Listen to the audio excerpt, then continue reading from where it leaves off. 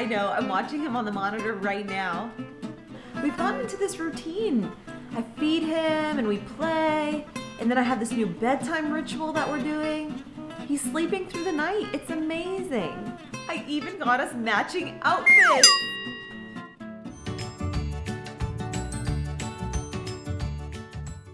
There's no doubt about it. Mothers have a strong connection with their sons.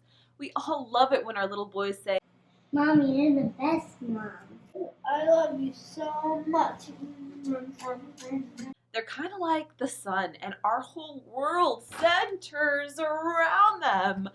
And then at around 10, 11, 12 years old, boys do something that takes us by surprise. They start to push their moms away.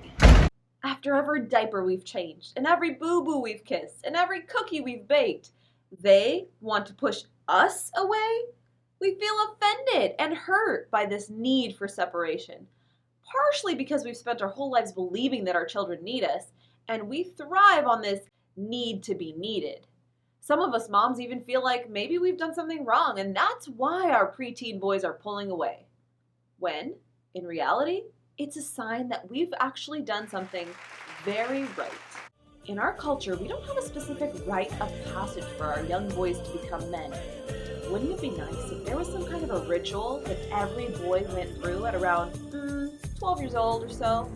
We would send them out into the wilderness and have them hunt something, start a fire, and pee on a rock and walk on hot coals, and if they could make it home alive, then that would mean that they would be a man.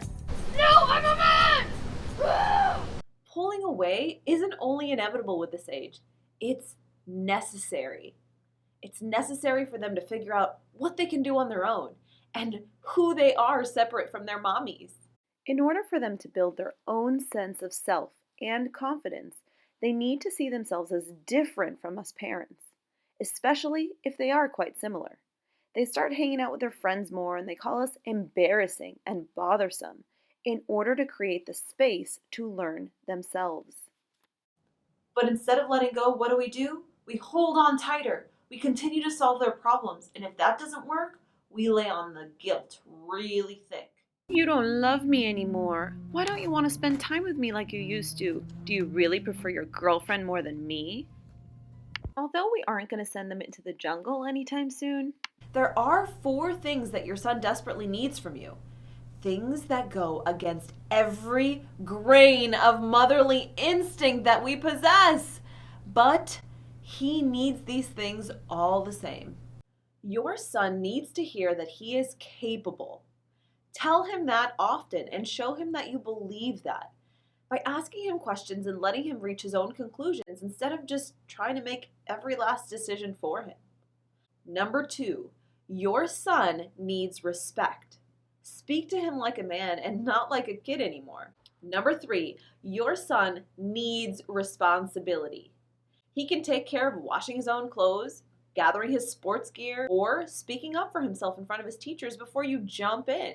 And I think most importantly, number 4, your son needs space. As women, I think we take up a lot of space. We feel more. We need to process things more. We require more feedback. And when our sons don't, we take things personally. Your son loves you, but boys at this age don't experience and show love the same way. Give them space. Space to make their own decisions, space to form their own opinions, and space that is void of you. Okay, so here's a cheat sheet. When our boys are young, we have to allow them to climb trees and do chores like taking out the trash and raking up the leaves, and to decide when they want to leave the house without a jacket. And then when they get a little older, we have to let them fail. They can earn an F if they aren't prepared for a test or a project. We have to let them take charge at a store or coming up with plans, and letting them pay for things they want. And when they're full-blown teenagers, allow your young men to pick time with their friends over time with you. Let them get a job for things that they want. And don't force them to talk and process their feelings about everything immediately. These are so hard to put into practice. But if we don't, the cost is really high. You'll either end up with the big baby, one who won't get off your couch to get a job, or who won't be able to sustain a healthy relationship with his wife because mommy dearest is always in the middle. Or a forever empty nest, because when given the chance, your son will leave and he won't look back. He won't call or visit unless he really has to. Moms, you have done so much to shape your boys over the years.